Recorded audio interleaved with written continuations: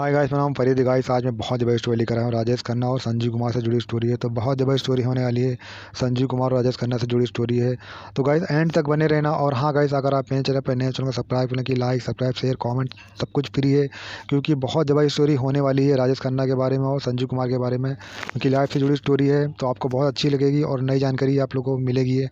तो ज़रूर मेरे वीडियो में एंड तक बने रहना। और हाँ गाइस, कुछ अच्छा नहीं लगा रहेगा, कुछ समझ में नहीं आएगा तो मुझे कमेंट करके जरूर पूछ लेना। और गाइस एंड तक बने रहना, तभी आपको समझ में आएगा। अगर स्टार्ट में बीच में छोड़कर भाग जाएंगे तो आपको कुछ भी समझ में नहीं आने वाला। अगर आप इस वीडियो में मुझे रिस्पॉन्स अच्छा मिलेगा तो इससे भी अच्छी अच्छी स्टोरी में और भी आगे लेकर आऊँगा। तो चलो गाइस स्टोरी स्टार्ट करते हैं। इस वीडियो में हम संजीव कुमार, राजेश खन्ना, अंजू मेहद्रू और फिल्म आपकी कसम, इन चारों टॉपिक पर बात करेंगे कि राजेश खन्ना ने संजीव कुमार को थप्पड़ क्यों मारा था 1974 में, जबकि राजेश खन्ना और अंजू मेहद्रू का ब्रेकअप हुआ था 1972 में। राजेश खन्ना संजीव कुमार की किस हरकत से गुस्सा थे और संजीव कुमार ने राजेश खन्ना को बेंगलोर बुलाकर बदला किस बात का लिया था, इन सब किस्सों को जानेंगे हम डिटेल में। तो चलिए इस वीडियो को शुरू करते हैं और इन सब बातों को डिटेल में जान लेते हैं। मेरे दोस्तों, यह किस्सा है सन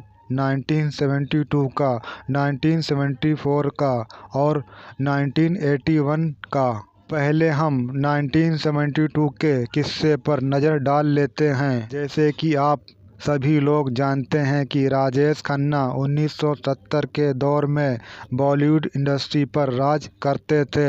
हर एक फिल्म काका की सुपरहिट होना लाजमी थी। हर हीरोइन, हर डायरेक्टर, हर प्रोड्यूसर राजेश खन्ना के साथ काम करना चाहता था, मगर राजेश खन्ना के साथ काम करने के लिए बहुत कम लोगों को नसीब होता था। राजेश खन्ना की स्टारडम की चर्चा उस बुलंदी तक पहुंच चुकी थी जहां तक आज भी कोई हीरो पहुंच नहीं पाया है। मेरा मतलब है, राजेश खन्ना ने बॉलीवुड इंडस्ट्री में लगातार 15 सुपरहिट फिल्में दी थीं। एक रिकॉर्ड कायम कर दिया था, जिस रिकॉर्ड को आज तक किसी हीरो ने नहीं तोड़ा है। राजेश खन्ना ने अपने फिल्मी करियर की शुरुआत सन 1966 से की थी। उनकी पहली फिल्म थी औरत। उसी साल अंजू मेहद्रू ने भी अपनी फिल्मी करियर की शुरुआत की थी।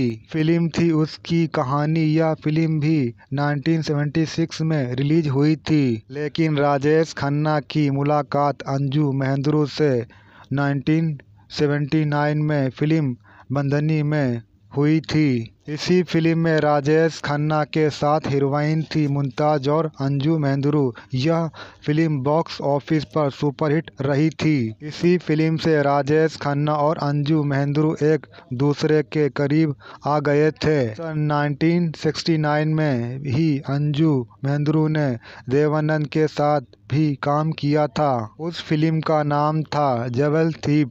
अंजू मेहद्रू एक साइड हीरोइन के किरदार में नजर आई थी। इन्हें वो सफलता नहीं मिली थी जिस सफलता पर राजेश खन्ना थे।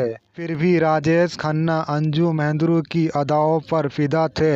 इसीलिए सन 1971 में राजेश खन्ना ने अंजू को शादी के लिए प्रपोज कर दिया था, मगर अंजू ने राजेश खन्ना के प्रपोजल को ठुकरा दिया था। उनका कहना था कि मुझे एक कामयाब एक्ट्रेस बनना है, इतनी जल्दी शादी नहीं करनी है। उस वक्त अंजू संजीव कुमार के साथ भी एक फिल्म कर चुकी थी। राजेश खन्ना को अंजू का रिप्लाई बिल्कुल भी अच्छा नहीं लगा था, क्योंकि राजेश खन्ना के साथ उस दौर में हर लड़की शादी करने के लिए बेकरार थी। मगर राजेश खन्ना का दिल अंजू पर अटका हुआ था, लेकिन अंजू के ख्यालात राजेश खन्ना से बहुत अलग थे। राजेश खन्ना ने एक बार अंजू को कहा भी, तुम संजीव कुमार के साथ कोई भी फिल्म में काम नहीं करोगी। लेकिन अंजू अपने करियर पर फोकस कर रही थी। अंजू ने काका की बात को इग्नोर कर दिया। इस घटना के बाद राजेश खन्ना और अंजू के रिश्ते में खटास पैदा हो गई थी। फिर धीरे धीरे राजेश खन्ना और अंजू मेहद्रू एक दूसरे से दूर हो गए और सन 1972 में इन दोनों ने एक दूसरे से ब्रेकअप कर लिया था। यहाँ पर एक ज़बरदस्त ब्रेकअप शायरी तो ज़रूर बनती है मेरे दोस्तों, तो चलिए इरशाद फरमाते हैं। गजब की मोहब्बत थी, उल्फते कशिश हर वक्त थी, आंखें उदास थी, महसूस तक होने नहीं दिया था, छिपाने की वजह सिर्फ एक जिद थी। फिर अंजू और संजीव कुमार एक अच्छे दोस्त बन चुके थे। संजीव कुमार अंजू के हमदर्द बन चुके थे, अगर राजेश खन्ना अपनी गम भरी जिंदगी से जूझ रहे थे। फिर दौर आया था 1973 का, जब डिम्पल कापाडिया की फिल्म रिलीज हुई थी बॉबी। उस फिल्म में जब राजेश खन्ना ने डिम्पल कापाडिया को देखा तो राजेश खन्ना फिर से एक बार मोहब्बत की राहों में खो गए थे। डिम्पल कापाडिया सपनों के साथ डिम्पल कापाडिया कमसिन थी और राजेश खन्ना की बहुत बड़ी फैन भी थी। जब राजेश खन्ना ने डिम्पल को शादी का प्रपोज दिया था तो डिम्पल कापाडिया ने एक्सेप्ट कर लिया था और इसी तरह से राजेश खन्ना और डिम्पल कापाडिया की शादी 1973 में हो गई थी। इसी तरह से डिम्पल कापाडिया बनी थी डिम्पल खन्ना। अंजू राजेश से नाराज थी, मगर समय निकल चुका था, वो कुछ नहीं कर सकती थी। राजेश खन्ना ने शादी तो कर ली थी, लेकिन राजेश खन्ना की जिंदगी में किसी कोने में अंजू की यादें आज भी जिंदा थीं। यानी अंजू महेंद्रू ने अपने करियर के लिए सुपरस्टार राजेश खन्ना का साथ छोड़ दिया था, मगर इस बात से राजेश खन्ना सहमत नहीं थे। उन्हें इसके पीछे की वजह कुछ और ही लगती थी। अब मैं आपको 1974 के किस्से के बारे में बताता हूँ, ताकि आपको भी पता चले कि राजेश खन्ना क्या सोचते थे। जब राजेश खन्ना सुपरहिट फिल्म आपकी कसम में काम कर रहे थे, तब राजेश खन्ना संजीव कुमार को मारा था जोरदार थप्पड़, लेकिन संजीव कुमार ने भी बदला लिया था राजेश से बेंगलोर में। मगर कैसे? मुंबई की बात बेंगलोर क्यों पहुंची? उसके पीछे क्या वजह थी मेरे दोस्तों? जब डायरेक्टर ओम प्रकाश ने राजेश खन्ना साहब को फिल्म आपकी कसम की स्टोरी सुनाई थी तो राजेश खन्ना को स्टोरी बहुत पसंद आई थी। फिर काका ने डायरेक्टर से कहा मेरे अपोजिट कौन सा हीरो होगा। अब डायरेक्टर ने संजीव कुमार का नाम लिया तो राजेश खन्ना ने फिल्म आपकी कसम को फौरन साइन कर लिया और उसकी शूटिंग शुरू हो गई मुंबई में। फिल्म आपकी कसम में राजेश खन्ना के साथ हीरोइन थी मुमताज और इनके साथ थे रंजीत और रहमान। एक हैंगल यह फिल्म राजेश खन्ना के लिए बहुत बड़ी कामयाब फिल्म थी। 1974 में फिल्म आपकी कसम में एक सीन ऐसा था जिसका इंतजार राजेश खन्ना बेसब्री से कर रहे थे। उस सीन में राजेश खन्ना को संजीव कुमार को थप्पड़ मारना था। धीरे धीरे फिल्म की शूटिंग कंप्लीट हो रही थी, मगर जब थप्पड़ मारने का सीन आया तो राजेश खन्ना ने संजीव कुमार को जोरदार थप्पड़ मार दिया था। संजीव कुमार कुछ सेकंड के लिए हिल गए थे और उनका गाल एकदम लाल हो गया था। थप्पड़ की गूंज डायरेक्टर के कानों तक पहुंची तो डायरेक्टर ने झट से कट एंड पैकअप कह दिया था ताकि बात आगे ना बढ़ जाए। इस बात से संजीव कुमार नाराज हो गए थे, मगर कुछ कर नहीं सकते थे क्योंकि उस फिल्म में थप्पड़ मारने का सीन था। जब इस बात की शनाख्त हुई तो संजीव कुमार डायरेक्टर ने यानी सफाई दी कि इस सीन को नेचुरल बनाने के लिए काका से ऐसा हो गया।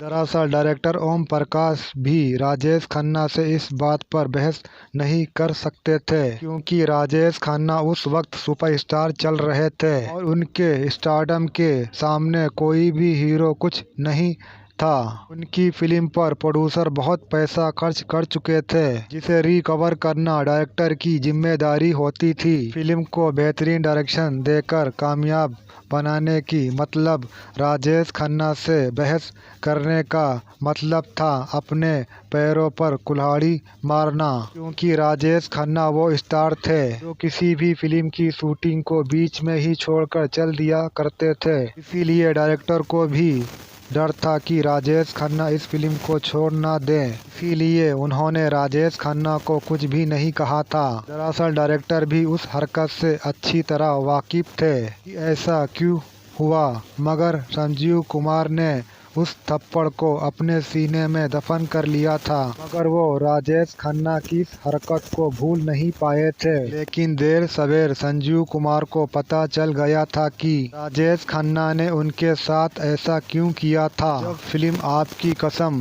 थिएटर में रिलीज हुई तो संजीव ने देखा उस फिल्म से उनके बहुत से सीन भी काट दिए गए थे, उनका रोल एकदम छोटा कर दिया गया था। तब संजीव कुमार को यकीन हो गया था कि राजेश खन्ना की ही यह हरकत है। दरअसल राजेश खन्ना और अंजू का जब ब्रेकअप 1972 में हुआ था तो संजीव कुमार अंजू के नज़दीक हो गए थे। इस बात से राजेश खन्ना गुस्से में थे, लेकिन उन्होंने उस वक्त अपना गुस्सा संजीव पर जाहिर नहीं किया था। उन्होंने सब्र किया और उस वक्त का इंतज़ार किया जिस का इंतज़ार राजेश खन्ना ने 1972 में शुरू किया था। तो उनके इंतज़ार की घड़ी ख़त्म हुई थी 1974 में। संजीव कुमार को थप्पड़ मारकर संजीव कुमार भी इस बात को अच्छी तरह से समझ गए थे कि राजेश खन्ना ने उन्हें सचमुच का थप्पड़ क्यों मारा था। मेरे दोस्तों, राजेश खन्ना को यानी यह शक था कि संजीव की वजह से ही अंजू ने मेरी शादी का प्रपोजल ठुकरा दिया था। इस बात का गुस्सा राजेश खन्ना ने संजीव कुमार पर निकाला था। फिर संजीव कुमार ने भी राजेश खन्ना की तरह ही सही वक्त का इंतज़ार किया था और उनके इंतज़ार की घड़ी ख़त्म हुई थी 1981 में। अब राजेश खन्ना एक और सुपरहिट फिल्म में काम कर रहे थे, इसका नाम था कुदरत। यह फिल्म 1981 में रिलीज हुई थी। इस फिल्म में राजेश खन्ना के साथ राजकुमार, विनोद खन्ना और हीरोइन के किरदार में नजर आई थी हेमा मालिनी और प्रिया राजवंश ने इस फिल्म को जबरदस्त डायरेक्शन दिया था। चेतन आनंद ने खुद फिल्म की स्टोरी को भी लिखा था। चेतन आनंद ने जब कुदरत फिल्म की स्टोरी डायरेक्टर चेतन आनंद ने राजेश खन्ना को सुनाई थी तो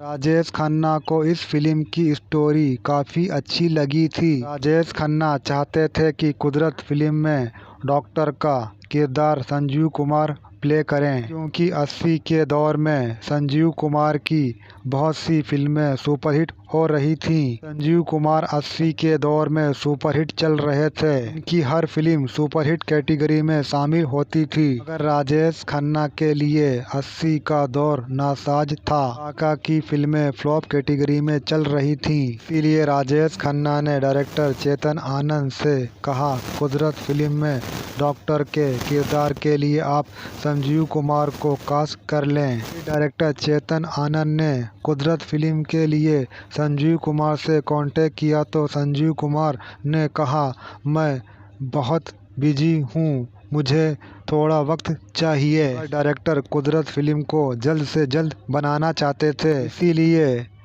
डायरेक्टर ने किसी दूसरे हीरो को इस फिल्म में कास्ट करना चाहा। जब यह बात काका को पता चली तो राजेश खन्ना ने डायरेक्टर से कहा, आप चिंता मत कीजिए, संजीव से मैं बात करता हूँ। फिर एक दिन राजेश खन्ना संजीव के बंगले पर पहुँच गए, मगर उस दिन संजीव अपने बंगले पर नहीं थे। फिर सिक्योरिटी गार्ड ने संजीव कुमार को फ़ोन किया और उनसे कहा, सर आपसे राजेश खन्ना मिलना चाहते हैं, आपसे बहुत ही अर्जेंट काम है। अब संजीव कुमार ने राजेश खन्ना से कुछ देर के लिए बात की। तब राजेश खन्ना ने कुदरत फिल्म की बात की, तब संजीव कुमार ने कहा, मैं इस फिल्म में काम करूंगा, लेकिन आपको कुदरत फिल्म की स्क्रिप्ट बेंगलोर में आकर सुनानी होगी, क्योंकि मैं यहाँ पर बहुत बिजी हूँ और फ़ोन पर हमारी बात ठीक तरह से हो नहीं पाएगी। आप बेंगलोर आकर मुझे इस पते पर मिलिए। राजेश खन्ना भी खुश हो गए कि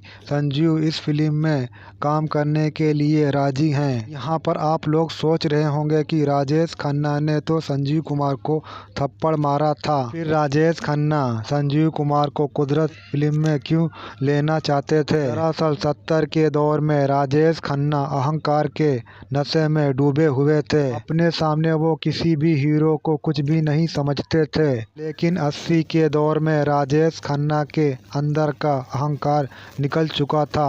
हर किसी से वो खुशी खुशी मिलने जुलने लगे थे और वो 1974 के किस्से को भी भूल चुके थे, जब उन्होंने संजीव कुमार को थप्पड़ मारा था। फिर दूसरे दिन राजेश खन्ना फ्लाइट पकड़कर बेंगलोर पहुंच गए। एक दिन होटल में राजेश खन्ना और संजीव कुमार की मुलाकात हुई। जब राजेश खन्ना ने कुदरत फिल्म की स्टोरी के बारे में संजीव कुमार को बताया तो संजीव कुमार ने कहा, इस फिल्म में मैं काम नहीं कर सकता। यह सुनते ही राजेश खन्ना चौंक पड़े। उन्होंने कहा, आप तो इस फिल्म में काम करने के लिए राजी थे ना? इस बात पर संजीव कुमार ने कहा, उस वक्त मैं राजी था, लेकिन अब मैं इस फिल्म में काम नहीं करना चाहता। यह मेरी मजबूरी है। दोनों के बीच और भी कई बातें हुई। माहौल गर्म हो गया था। तब संजीव कुमार ने कहा, इस दिन का इंतजार मैं 7 सालों से कर रहा था। ये सुनते ही राजेश खन्ना समझ गए संजीव कुमार ने किस